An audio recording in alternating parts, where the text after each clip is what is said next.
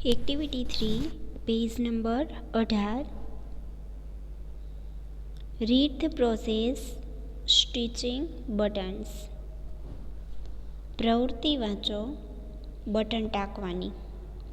Things required, એમાં કઈ કઈ વસ્તુની જરૂર પડશે?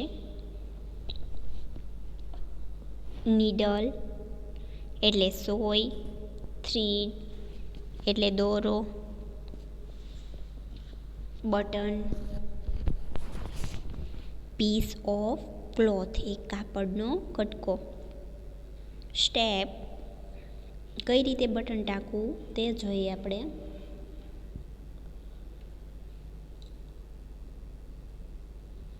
છોકરીઓને તો આવડતું જ હશે બટન ટાંકતા, એવી આશા રાખું છું, પણ છોકરાઓ માટે છે સ્પેશિયલ આ. Take a needle, take a piece of thread, એક સોય લ્યો અને એક દોરાનો કટકો લ્યો. Put through the pointed thread in the needle eye, પછી સોયની જ્યાં ઉપર દોરો નાખવાનું કાણું હોય ત્યાં તમે દોરો લઈને બરોબર ધ્યાનથી તેને પોરવો. Match both end of thread, make a knot, પછી દોરાને બંને બાજુથી ખેંચી લો અને બે છેડા નીચે અડાડી દો અને એક નીચે ગાંઠ લગાવી દો. Put a button at the proper place of the cloth, પછી કાપડમાં જ્યાં તમારે બટન ટાંકવાનું હોય ત્યાં એક બટન મૂકો. Pierce the needle from beneath the cloth, કપડામાં બરોબર એ બટન અંગૂઠેથી દબાવી રાખો અને પછી જ્યાં કાણું હોય ત્યાંથી સોય નાખો. Match the button whole and needle point, પછી એ બટનનું કાણું હોય ત્યાં અને સોય એ બે અડાડો.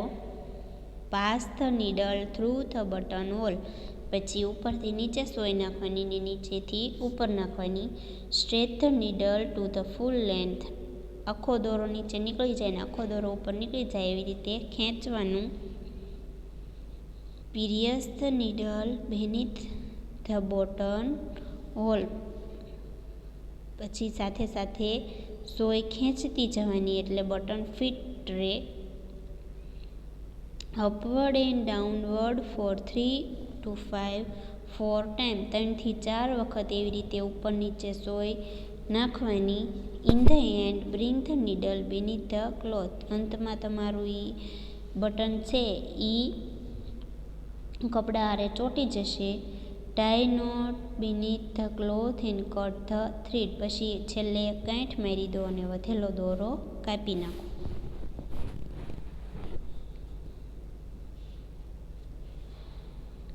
Activity 4,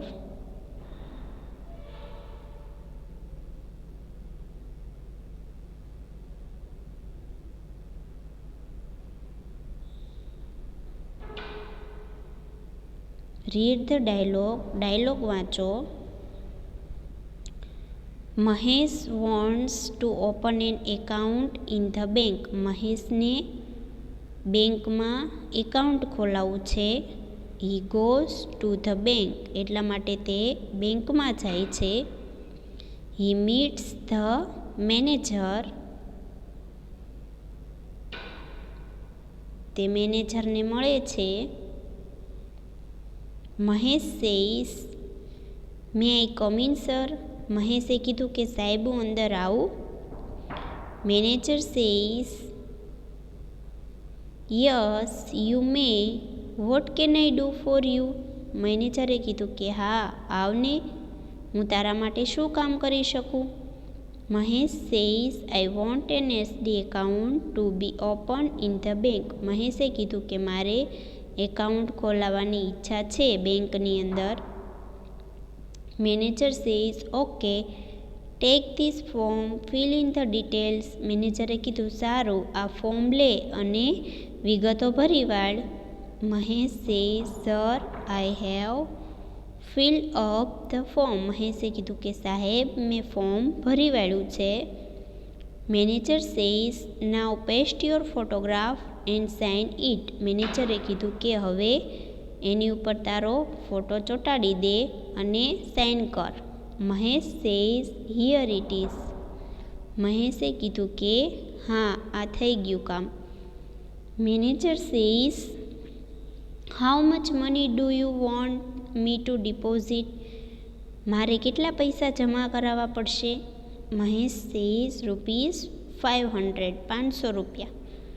manager says okay now give your form and money to the cashier.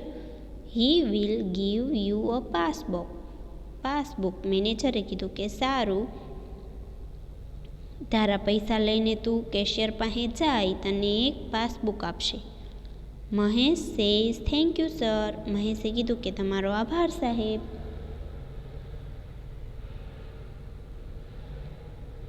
હવે આપણે ફોર્મ કઈ રીતે ભરવું તે એક્ટિવિટી 5ની અંદર જોઈએ.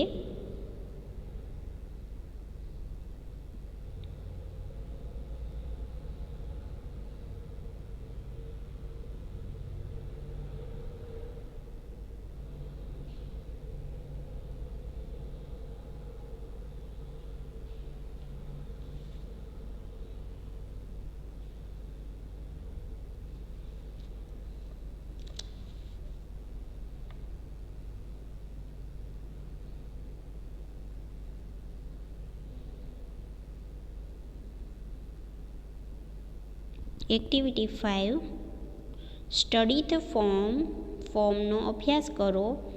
Fill in the details. વિગતો ભરો.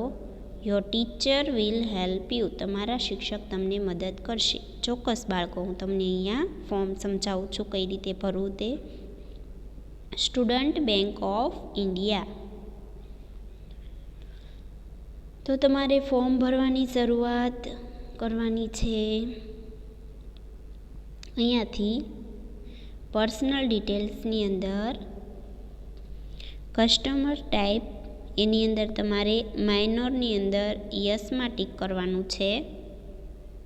પછી નેમ, એક ખાનામાં તમારું નામ લખવાનું. પહેલાં અટક લખવાની, પછી તમારા પપ્પાનું નામ લખવાનું, અને પછી પહેલાં તમારું નામ લખવાનું, પછી તમારા પપ્પાનું નામ લખવાનું, અને પછી તમારી અટક લખવાની.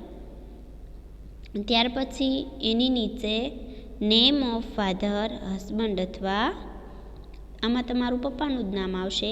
પહેલાં તમારા પપ્પાનું નામ, ત્યારબાદ તમારા પપ્પાનું નામ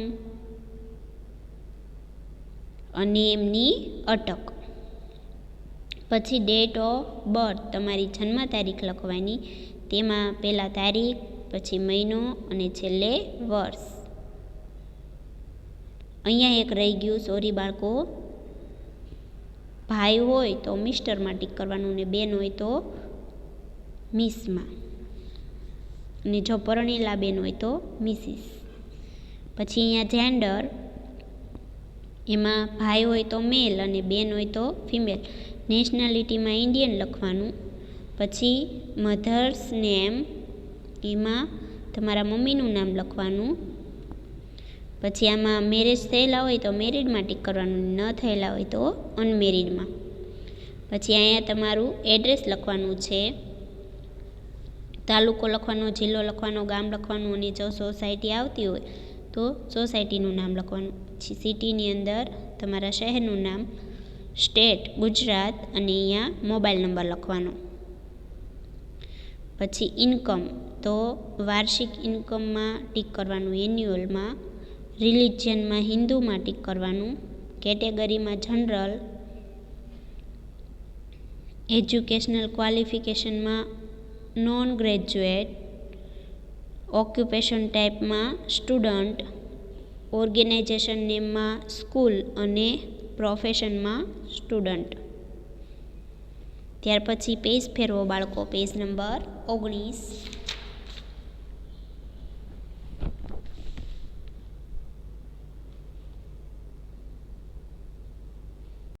એમાં અહીંયા ઉપર તમારે કાંઈ નથી કરવાનું. છેલ્લે એક તમારું નામ ક્યાં ક્યાં અત્યારે હાલમાં છે, તો અત્યારે તો તમારું નામ ફક્ત રેશન કાર્ડમાં જ હોય, માટે તમારે આઈમાં રેશન કાર્ડ છે એમાં ટીક કરવાનું. ત્યાર પછી નીચે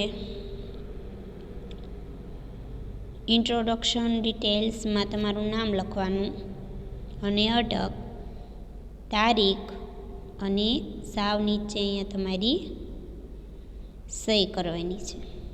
સ્ટુડન્ટ ઓફ ધ એપ્લિકેન્ટમાં સહી કરવાની છે. સમજાઈ ગયું દરેક બાળકને ફોર્મ? આ ફોર્મ તમારે પણ તમારા પુસ્તકની અંદર ભરવાનું છે. હું તમને વોટ્સઅપની અંદર ફોટા મોકલીશ, એટલે આમાં જો તમને ભરતા ન ફાવ્યું હોય તો વોટ્સઅપની અંદર ફોટા મોકલું ત્યારે જોઈને ભરી લેજો. પછી છે એક્ટિવિટી 6.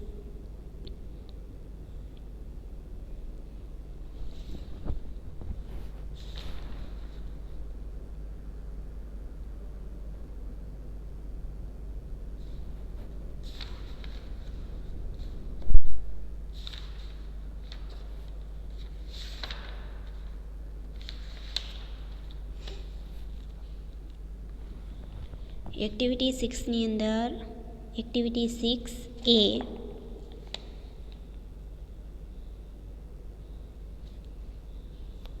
આ આપણે આગળના વિડીયોમાં જોઈશું બાળકો.